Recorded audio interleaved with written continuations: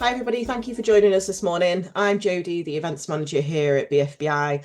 On behalf of Earthly Labs, welcome to our breakfast briefing webinar on efficient CO2 recovery at Indy Brewery scale.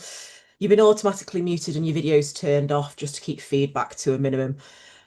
We found these sessions to be better when they're more interactive. So if you do have any questions, please pop them in the chat function and we'll feed them through to our presenter at the end of the webinar.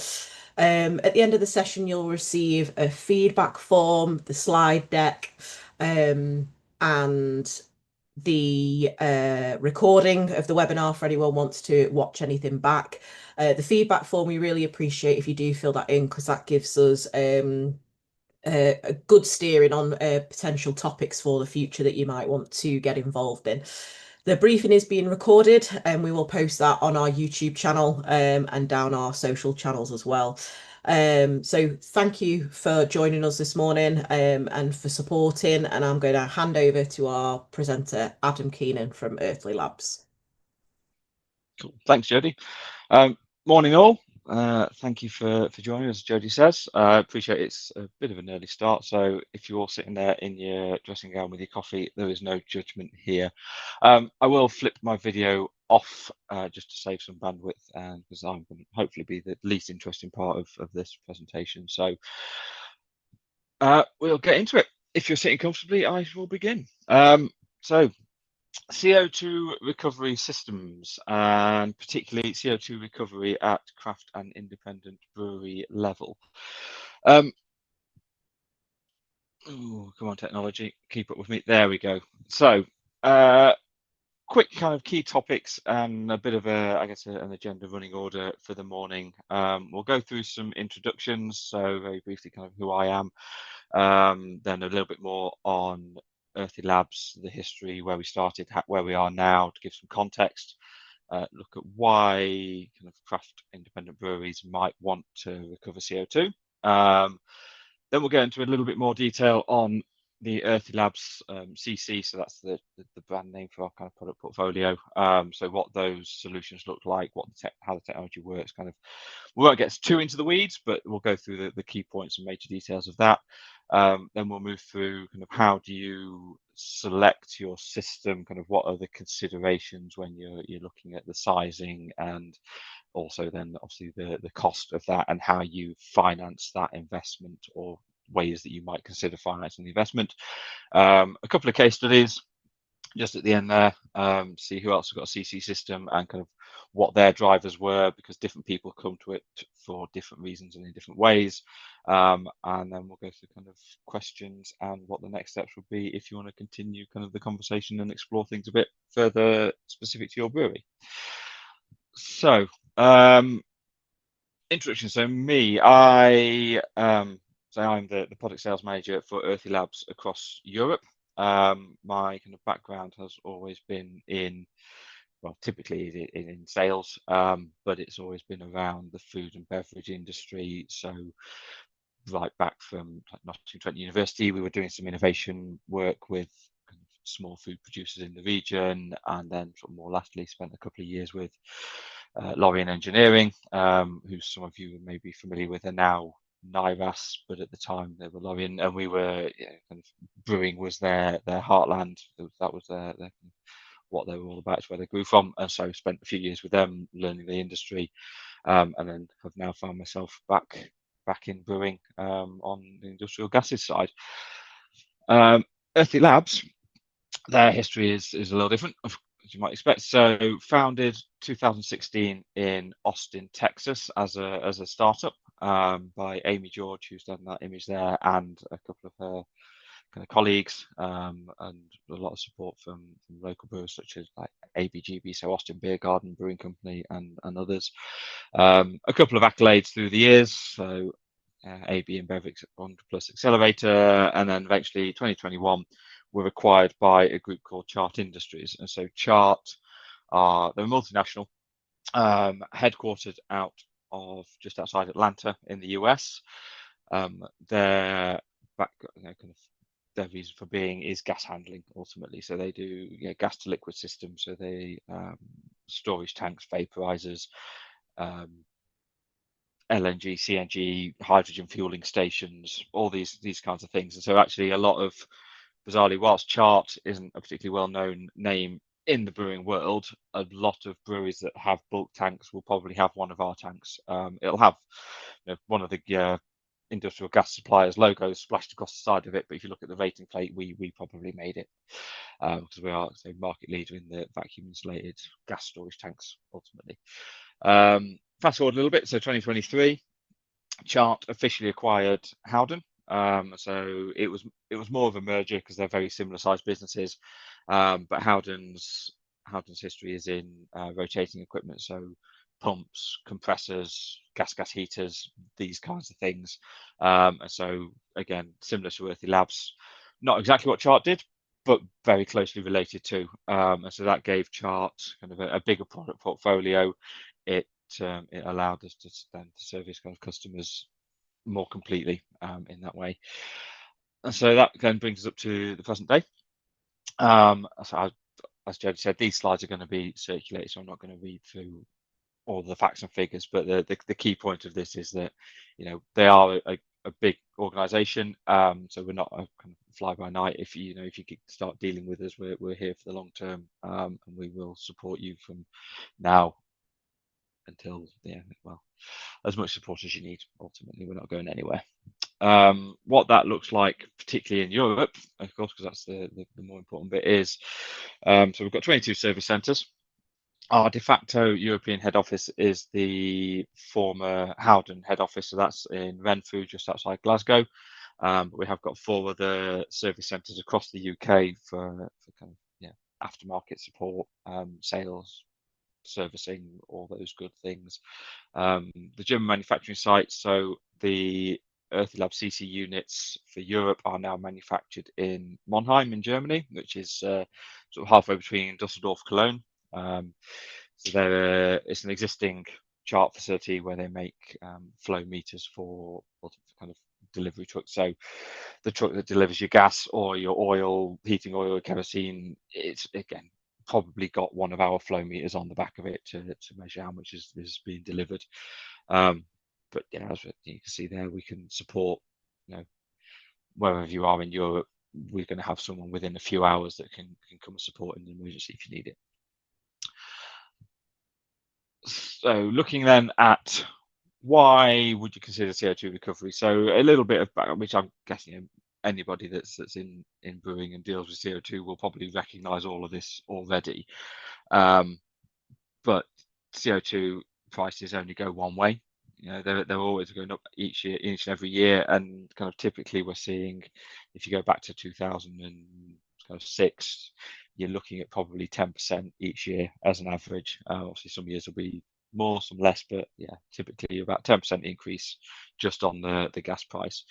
The UK market dominated by only a handful of kind of large suppliers and producers, so there are a cluster of kind of smaller ones coming through with kind of biogas creators that are using CO2 as a byproduct and creating a revenue stream out of that. But typically, most of your gas is coming from either CF fertilizers or NSIS BOC, and so it's a volatile market. We see it every summer where kind of production slows down, so prices go up. But it doesn't take an awful lot to create chaos because of those things. So because it's dominated by a couple of suppliers that have kind of what they say goes ultimately, because of the seasonality, because a lot of the gas that we kind of use in terms of CO2 is a waste product from another process. It's not the priority for these businesses, so if they have to shift production to something else that's more important, they will. And so it doesn't take a lot to create chaos. I'd imagine most people on this call will remember what happened in 2018, 2022, and the ridiculous prices that kind of changed overnight and went up 2,000%. And potentially, we're seeing similar rumblings with Vivergo shutting down a couple of days ago. Kind of no one can predict what's going to happen in the future. It's so anything we can do to kind of protect ourselves from that as an industry, as brewers, is not going to be a bad thing. So with that as the background, kind of what are the benefits aside from protecting yourselves from the gas suppliers and the volatility of that market? As I say, Earthy Lab's been around since 2016, so it's not a huge history, but for this scale of CO2 recovery, we are probably one of the most mature, longest standing businesses. So we're kind of onto our seventh generation technology now. We've got 140 odd installations across the globe. So a good chunk of them are in the US, as you might expect from, and that's where we started. But we've now got, say, 2 in the UK. We've got 1 in Dominican Republic, 1 in Australia. So we are spread around a little. Protect yourself from CO2 shortages, supply chain volatility. So we've kind of touched on that. But you can obviously, cost reduction. That's the big one, because we all know brewers don't have much money because they're getting squeezed from every angle. So anything that we can do to kind of reduce that burden, save some money, and reduce your usage on that gas as well is going to be a good thing.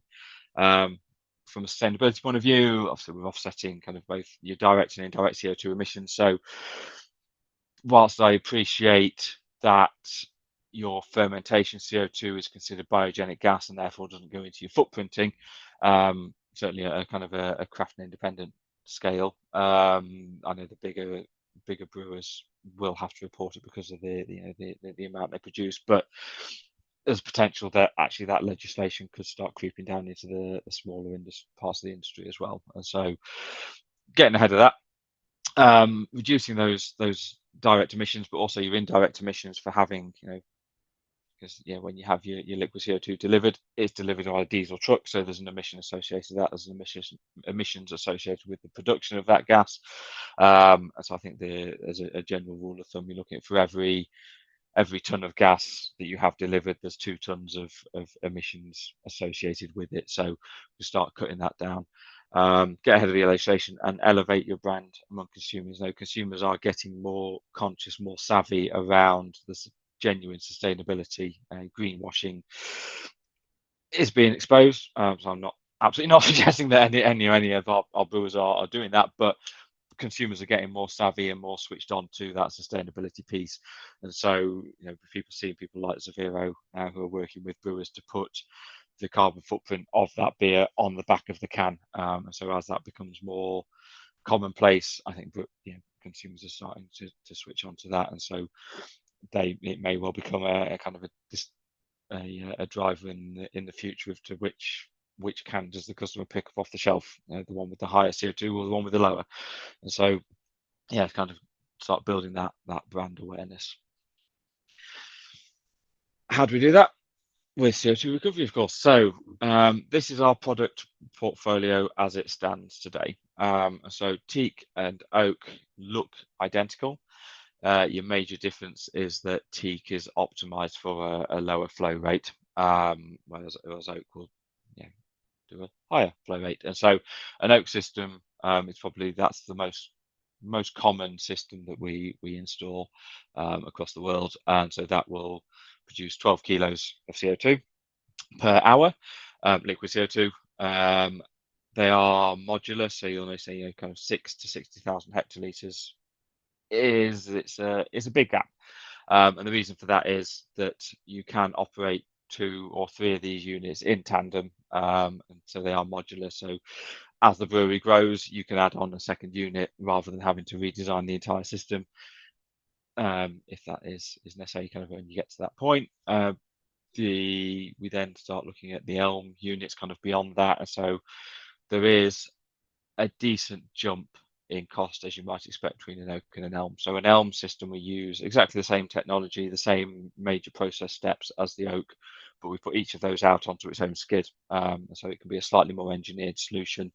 We can put distillation columns in and things if you're brewing at high gravity and you've got some additional ethanol to strip out, all those kinds of things. And so there is, between oak and elm, when you get into kind of that 40, 50, 60,000 hectolitre level, there's a kind of a judgment call and decision to be made around, if I invest in a couple of oaks now, are they going to be enough for the next 5-10 years because my brew house is actually already at capacity, or oh, I still got space to grow, and actually I'm going to outstrip those units within a couple of years, and therefore do I look at kind of making that bigger investment up front onto an elm unit and giving myself that kind of room to grow and that headspace to move into.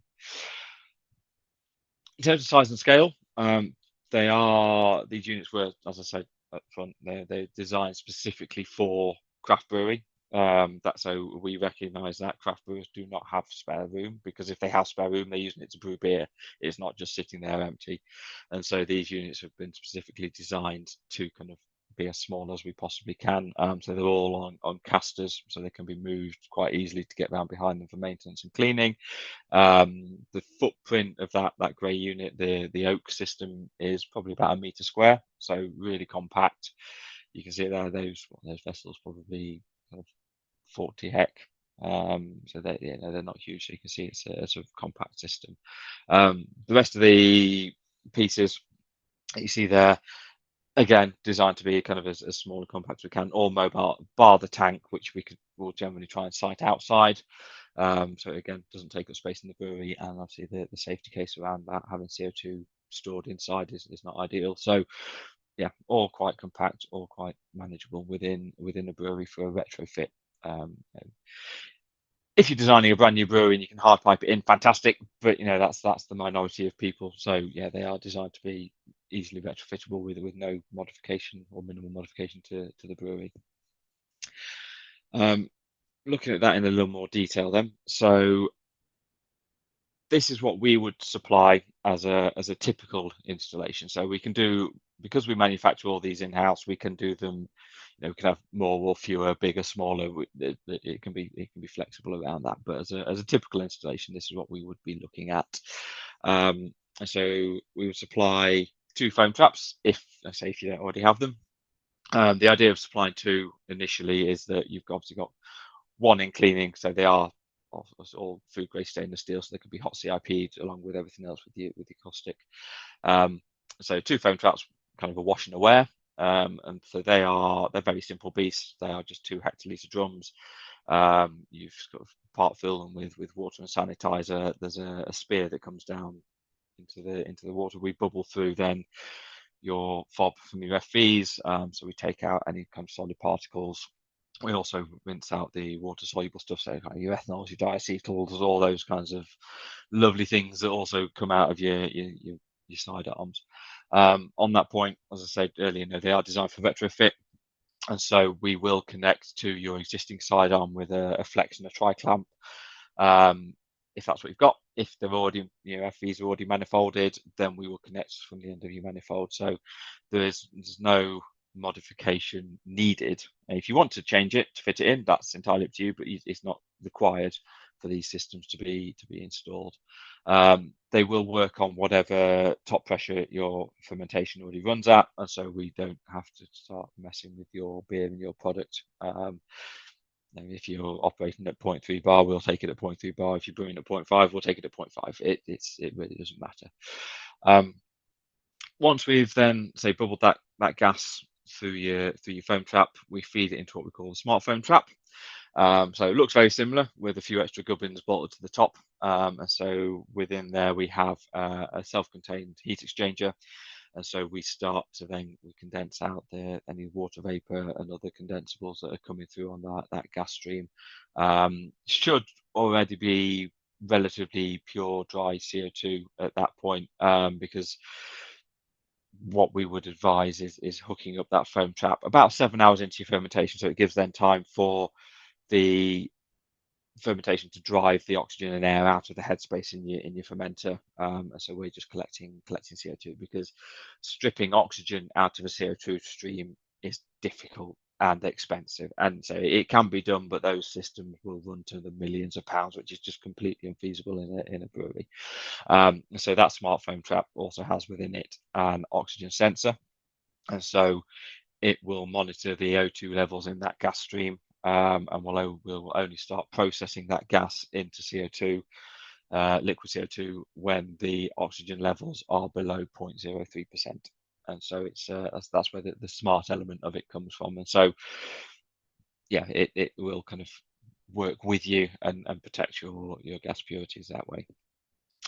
So then we feed that relatively pure dry gas into the CC system. So this is where the magic happens, if you like. This is the kind of the heart of the operation. And so within that unit, we have two dryer beds, and so they operate in a lead and lag system. And so you'll have one in use for 12 hours, one being regenerated, and then they will automatically switch themselves over. So again, that's all managed within the unit. It doesn't require any intervention from the brewer. Once we've been through those dry beds, we then pass into an activated carbon filter, which is only really there as an insurance policy. There shouldn't be any moisture or impurities in your gas once you've been through the kind of previous three steps, but the last thing you want is anything slipping through. So we keep that activated carbon in there just as a final insurance. It's the only real user serviceable part. It's the only real consumable. I mean, the dryer beds will need kind of renewing after a few years, but that activated carbon, that's probably once a month you're swapping that out. As part of the kind of the initial package, we supply 12 months of that. After that 12 months, we're happy to keep selling it to you, or you can buy it from anywhere else. We're not fussy about that. The only major difference will probably be that we will bake and then vacuum seal the carbon that we supply, and so when it gets to you, it is 100% dry. There's no moisture content in it, so you probably get a longer life out of it, versus this stuff you can pick it up on Amazon for a few quid, but it may or may not have absorbed some moisture from the atmosphere in storage and whatever, so you might not quite get the same lifespan out of it, but it'll do the job. Once we've been through that activated carbon, we're then into the compressor. So again, all self-contained. We compress to 10 bar, and then feed that into a chiller, which again, all self-contained. It has its own glycol loop, so we don't need to tap into yours and start messing with kind of those balances. And so we use that self-contained glycol chiller. We chill that gas down to -30, which gets us to liquid, and then we feed that over into the storage tank.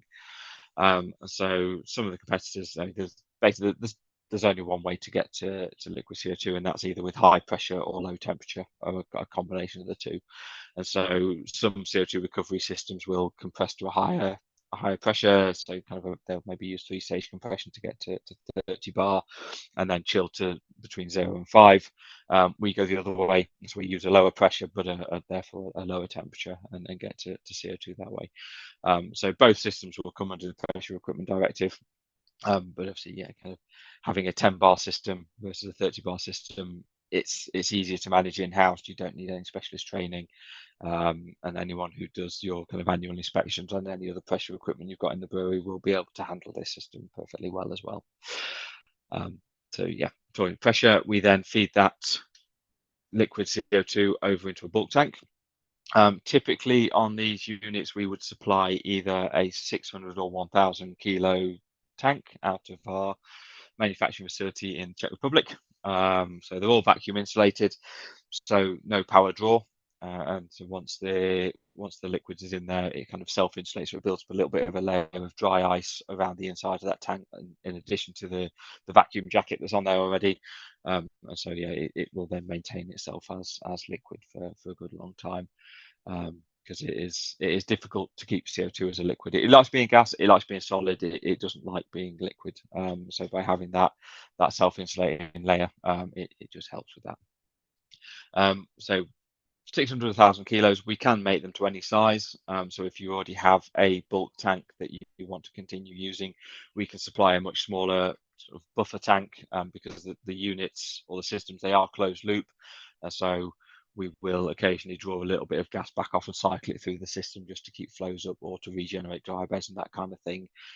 So we will always need to have a small tank attached, but we can have a very small tank and then pump that gas out, that liquid over into your own bulk tank if that's preferred. Otherwise, we can supply these tanks from any size, from sort of 250 kilos up to millions of kilos, if genuinely millions of kilos, if that's what's needed. Vaporizer, again, we can, if you don't already have one, we can supply those. So the smaller bulk tanks up to about a ton will have an integrated vaporizer, or can have an integrated vaporizer, so that'll just sort of sit within the jacket of the tank. those will go, again, just reducing your footprint. They will have a maximum of about 50 kilos an hour. And so if you need to go beyond that, we can design, build to whatever spec we need, an external ambient vaporizer. So again, with them being ambient, there's no power draw there, and we will guarantee that, you know, even in the depths of winter in the Scottish Highlands, we will get them to generate gas rather than liquid. So when we're specifying those systems, we will take the exact coordinates of where the vaporizer will be located. We send it off to our engineers in the Czech Republic, and then they will then calculate from those ambient conditions of those coordinates what size of vaporizer you need to have to be able to get that gas, I say, even in the depths of winter. So we will install and commission all of that in one shot. So that typically we will turn up on a Monday. By Friday afternoon, the intention is that it will be up running, collecting gas. As part of that week, we will also then kind of run through whatever training we need to with the brewers, the cellarman, the brewer manager, whoever, you know, kind of needs to be involved in understanding that system. It's relatively simple, but there are some nuances, like saying they're kind of hooking up the foam trap 7 hours into fermentation, all those kinds of things that we will take you through. For comparison, so I won't dwell on it too much, but the Elm system, you can see there exactly the same major process steps as the oak. We just put them out onto its own skid. The only sort of big difference, I guess, is that pre-compression skid on the left-hand side there. Oh, so I apologise for any background noise. It is still the last days of the summer holidays down here in Derbyshire, so there's small people charging around. But yes, so the pre-compression skid that we'll put inside the brewery, because typically these large systems will sit outside the brewery where there's a little bit more space. We'll put them on a concrete pad. That pre-compression skid sits inside the brewery just to basically to help move that gas along the longer pipe run to get it out of the brewery over to the processing site. So exactly the same processes. So we have a compressor here with a glycol chiller that both feeds the compressor and cools the gas. We go over into the purification skid, so you can see there exactly the same setup. There's well, we've doubled them up, so there's 4 dryer beds, so 2 in operation, 2 in regen, the activating carbon in the middle there, CO₂ chiller, so it's got that's a dialing chiller. So a slightly larger capacity to cool the gas down to get to liquid, and then pump over into the bulk storage tank and onwards from there. All of these units are connected to what we call Howden uptime, and so that is effectively it's a cloud monitoring system, and so all of the units do have an HMI on them, so you can see kind of at a glance when you're in the brewery what's happening, what it's doing. You kind of got the process flows and things on there, any kind of alerts and alarms and things will obviously appear on that as well.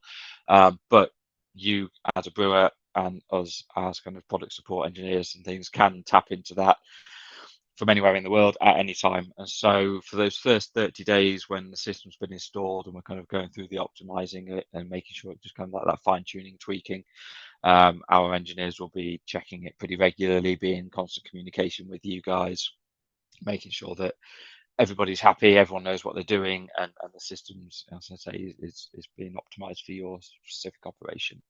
After those 30 days, it's kind of on a when you need us sort of basis. So if you've got an issue or a concern, give us a call. We'll log into your particular unit and kind of give you those reassurances of you know, everything's okay, or maybe try tweaking this a little bit, or you need to change your carbon or whatever it might be. Also tracks over time your kind of your trends, and so how much gas you've produced or recovered total, how much you've used, all those good things that you might want for your metrics. The question we always get asked, and so because it is important, is kind of the quality of the gas that's coming out at the end of it, because it is ultimately a food ingredient and therefore needs to be treated as such. And so we guarantee it to the gas that our systems produce to be ISBT beverage grade. And so it is 99.9% pure CO₂, but the ISBT standards give specific values for what that other 0.1% can be made up of. Of course, oxygen is a big no-no. So you'll see here that all of our so these are three different reports from three different breweries, and so across each one of those, oxygen is non-detectable, you can kind of your ammonia non-detectable, and so kind of the biggest one that we tend to see the variation on, as you see there, is that moisture, but that's water, so it's not a major concern, and as I say, it is kind of down in the sort of, it's either non-detectable or it's generally single digits parts per million. So yeah, we will take those samples after we've installed, get them independently tested, and then just to give you that reassurance, so you can put it into kind of your technical file. So if you ever get audited, you've got it there. You need it. But yeah. So those are the systems. So of course, then the next question is how do you go about choosing the right system for you? And so kind of I've broken it down into see, PowerPoint's done me dirty with its number in there, so it should be 1, 2, 3, not 1, 1, 2. But step one is to know your usage, and I would suggest engage with Earthly Labs or your supplier of your CO2 recovery at this point, because we will be able to kind of help you through and sort of pick out perhaps little bits that you didn't know were relevant. Know things like your DAL plant. If you're using CO2 there, we can potentially recover off that and reduce your overall usage. So little things like that. But knowing your usage is the starting point. And so understanding how much CO2 you purchase from your current supplier each month, each year, kind of go back through your paperwork, have a look at what that would be, understand your total cost per ton.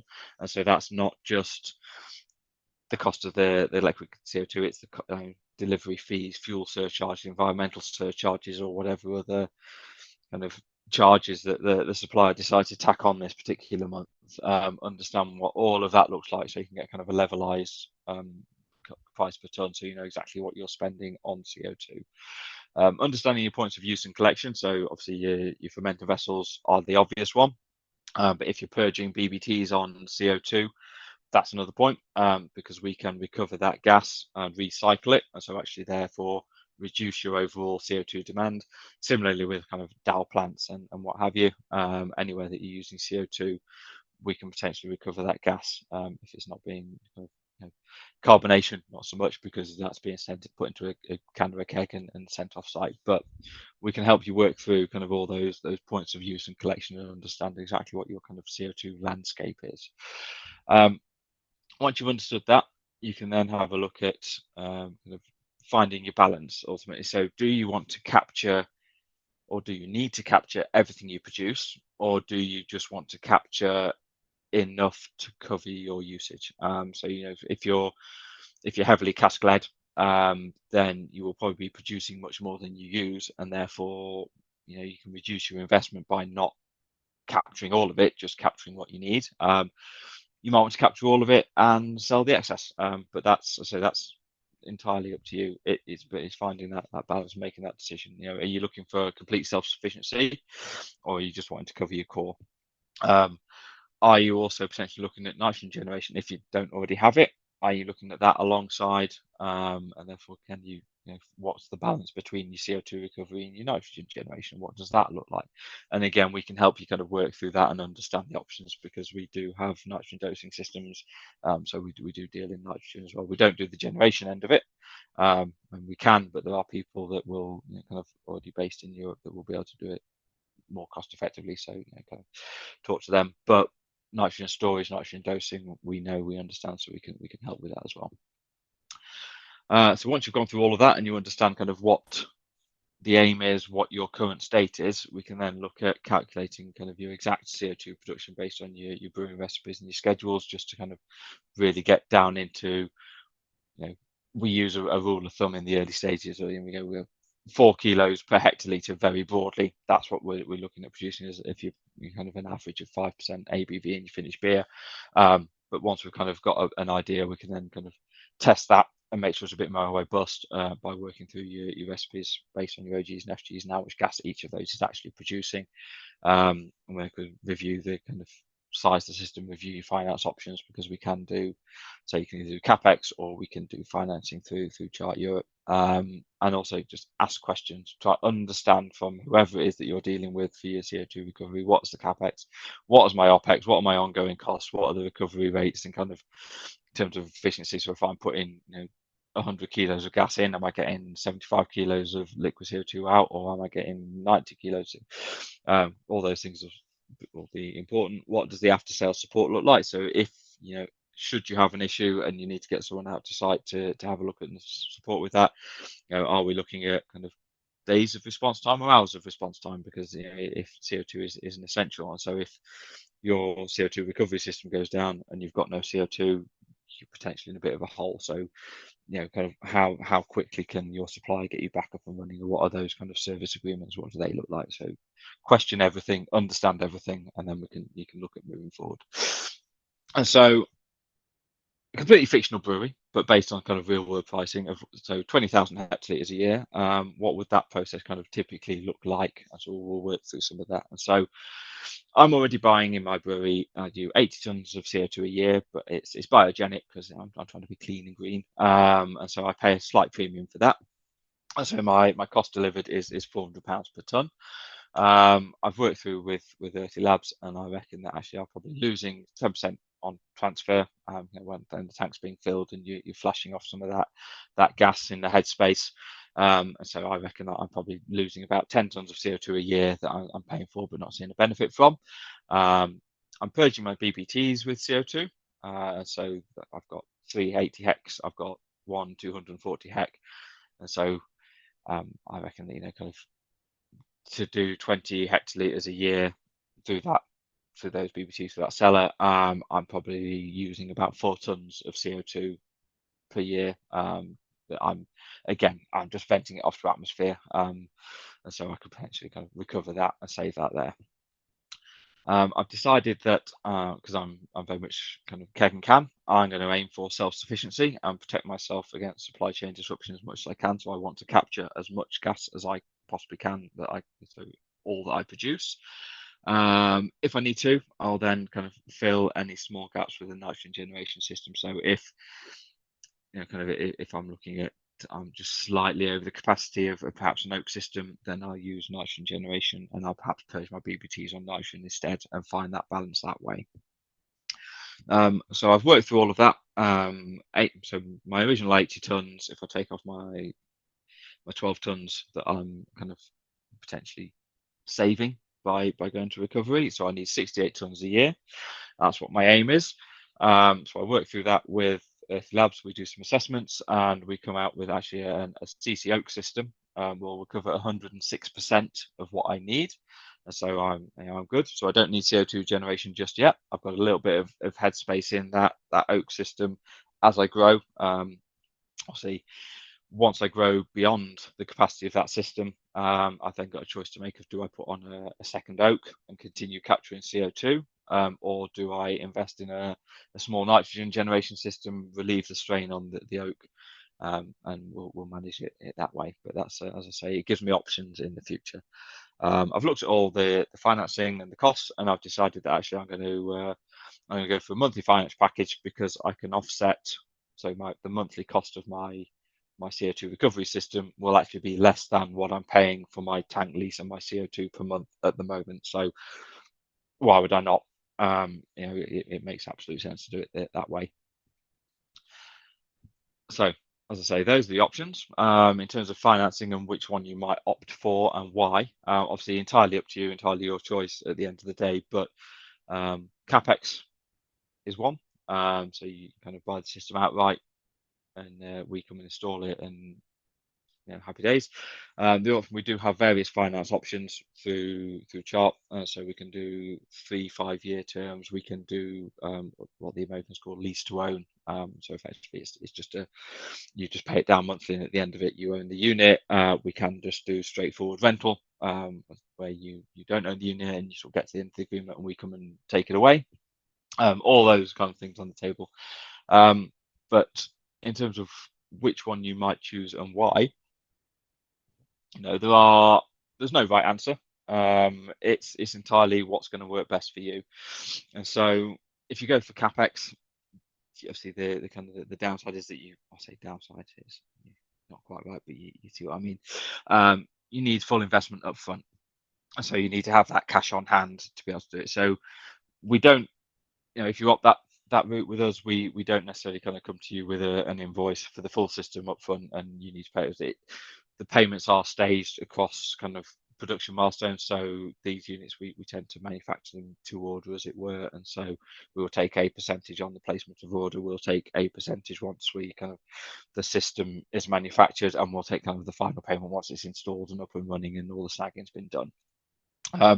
Monthly payments, much smaller upfront cost, as you might expect, and so you can go no upfront payment. I would suggest that that's probably not the best way to do it. I would recommend that if you can, that upfront kind of deposit payment should cover at least the cost of installation, commissioning, and kind of your first year's servicing consumables and things, because there's no point in paying, in my mind at least, there's no point in paying kind of an APR and an interest on that money.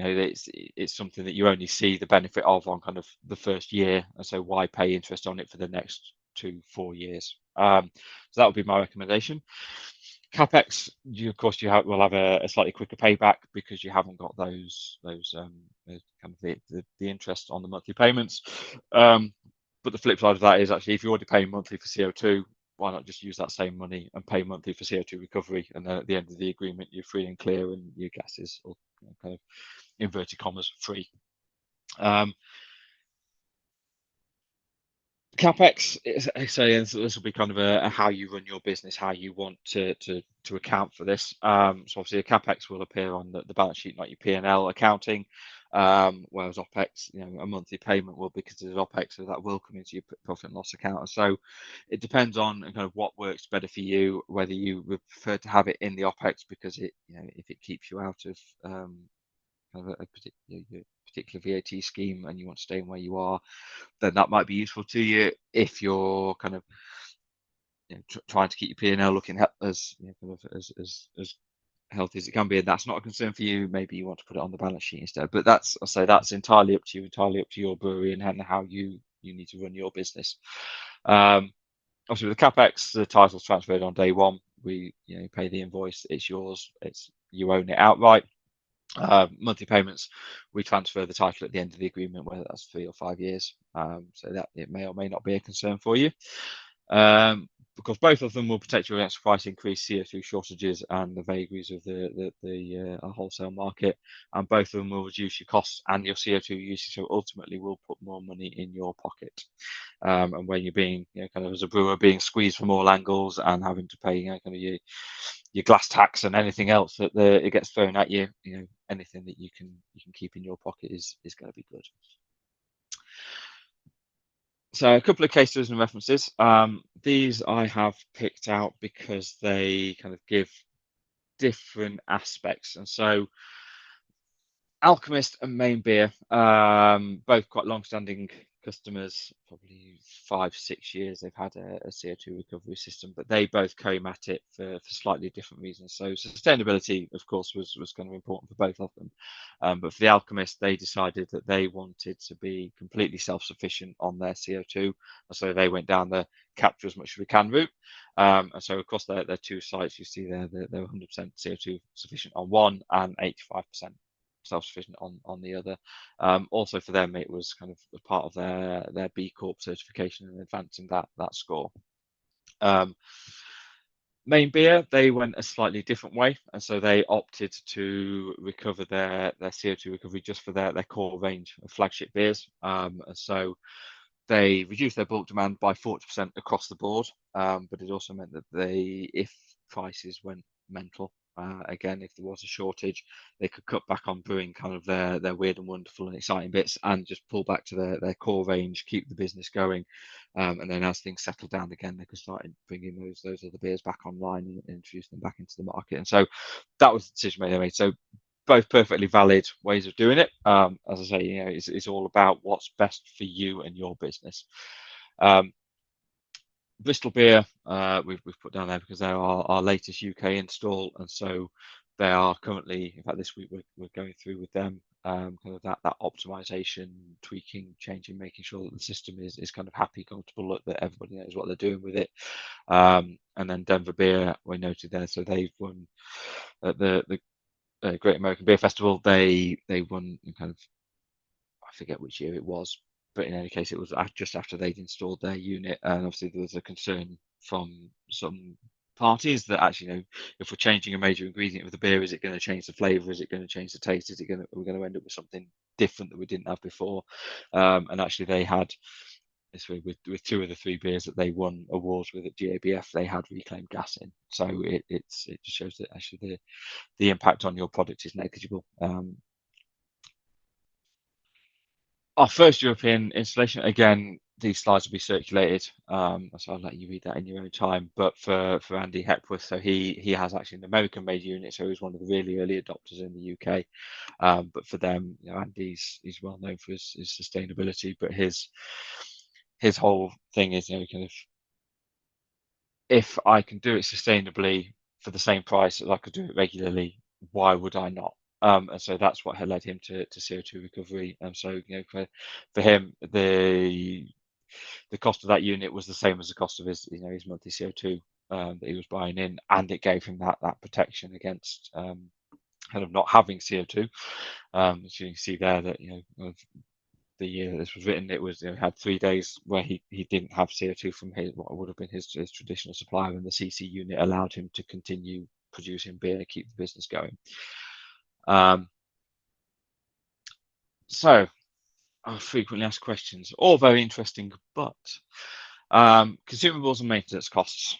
So these are things that we get asked probably most often when we're talking to brewers, and so your consumables and maintenance, as I say, it's monthly replacement of that activated carbon. As I said, we supply 12 months of that up front in terms of as part of that's that package. Beyond that, it's entirely up to you where you source that from. Replacing it is dead easy. So the unit is, you see, it's on casters, so you maneuver the unit out. There's a handle, the whole side swings open on hinges. The activated carbon is sort of 2 or 3 clips. The basket tips forward. You empty out the old pellets, put in the new, close it all up, and away you go. So really straightforward.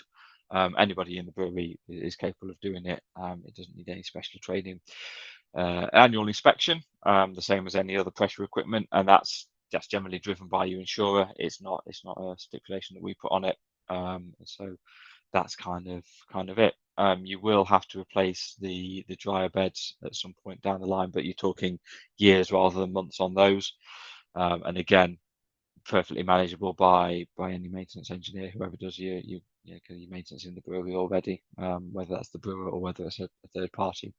They're perfectly capable of managing that. We can come and help you with it if that's something you prefer, but yeah, very easy process. How much does it cost to run in terms of your OPEX? And so there's no permanent water feed to it, and so kind of the foam traps are the only bits that really use any water, and you're probably using 55 litres per fermentation to fill those. And so it's kind of in terms of water use in the brewery, it's probably the thing that uses the least apart from washing your hands. It is a very small amount. No glycol needed because that's all self-contained. So it's just your power into the system itself, because your tanks are vaporized or ambient, and so you're looking at about 4 kilowatt hours per hour at full output, 12 kilos an hour. And so at 25 pence per kilowatt hour, that works out about 8.3p per kilo of liquid CO₂ that you produce out the back. So relatively low cost, particularly when you compare that to 30 or 40 pence per kilo for purchased CO₂. Payback is always important, because it's for me there's 2 elements to sustainability. There's sustainability in terms of kind of doing the right thing, being green for the planet, but there's also sustainability in terms of making sure that your business is still going to be here in 3-5 years time. And so that's where this comes from, which is it's an important question. It's understandably important. So brewers, it's difficult to give an exact number, because it will vary from brewery to brewery, depending on your split of cask and keg. How much CO₂ do you use? How much does that cost you? Are you buying biogenic already? Are you in the back end of beyond and it's costing a fortune to get it up to you? But on average, we would be looking at 3 years or less for an oak system. Occasionally that will stretch out further if you're cask led and you don't use a huge amount. If you're using an awful lot and you've got kind of carbonation in your centrifuge, something weird and wonderful, then we could potentially bring that down and do it much quicker. Obviously, if there are CO₂ shortages and prices start to go up, we have seen payback in less than 12 months on these systems. And then with monthly financing potentially immediately. There's an argument to say that actually, if you're spending, £2,200 a month on tank lease and CO₂, and one of these systems is costing you £1,800 a month, for example, then you're immediately saving £400 a month, and therefore the system is already paying itself back. You're saving money from day one. I'm sure there are more questions coming through, so Jodie will feed those through as we go. But that is it from me. And so, kind of in terms of finding out more, please do contact me directly. Always happy to have a chat. I'm happy to travel wherever I need to and come and always happy to look around a brewery, and kind of give suggestions and advice and look at what a CO₂ recovery system might look like in your brewery.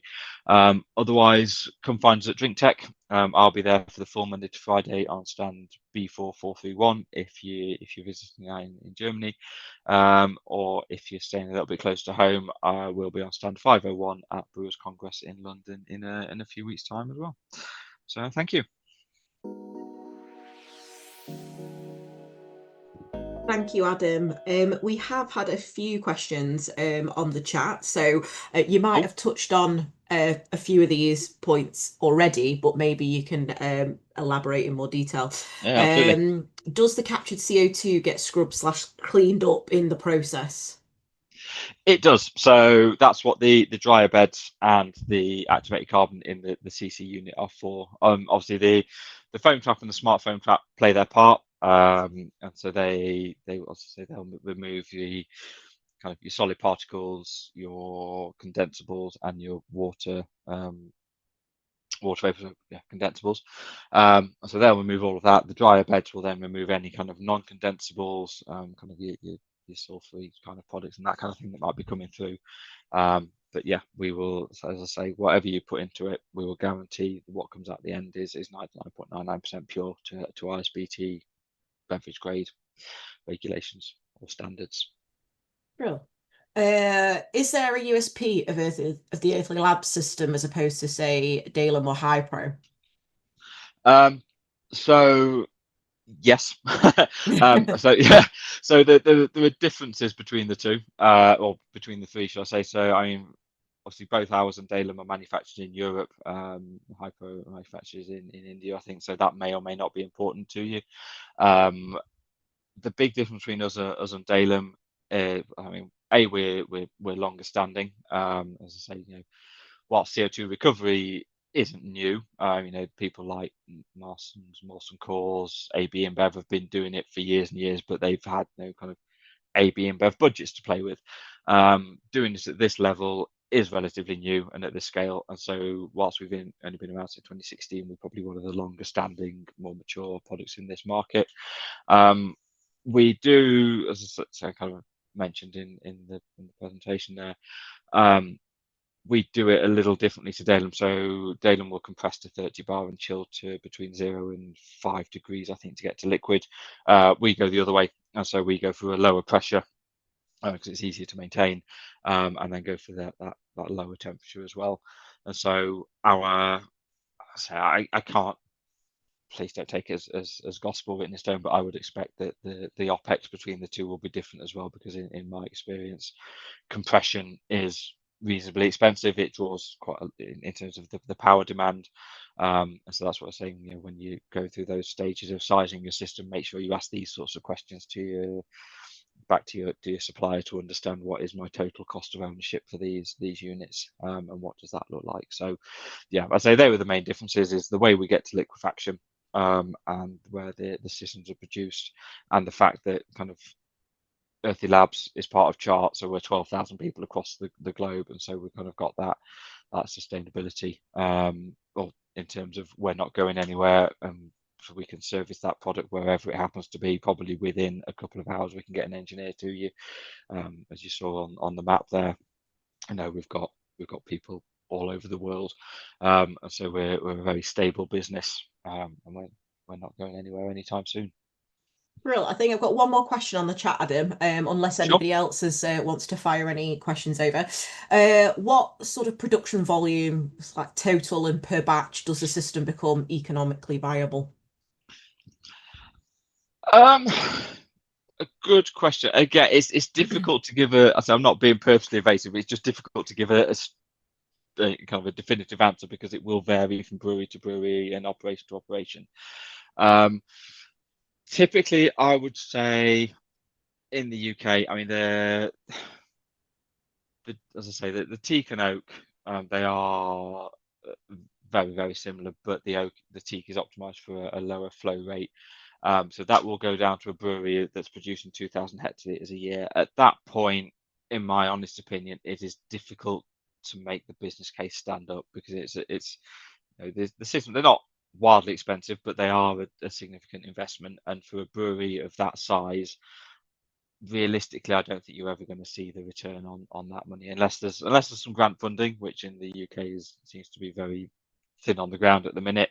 Then I would suggest that really 6,000 hectolitres upwards is probably the ideal. If you're slightly below that, if you're kind of doing 4, 5, but you plan to grow into kind of 6, 7, 8, then that we can still make that work. We can run an oak at turn down, so it might be not as efficient as it could be for the first couple of years, but then you'll start to reap those rewards later down the line.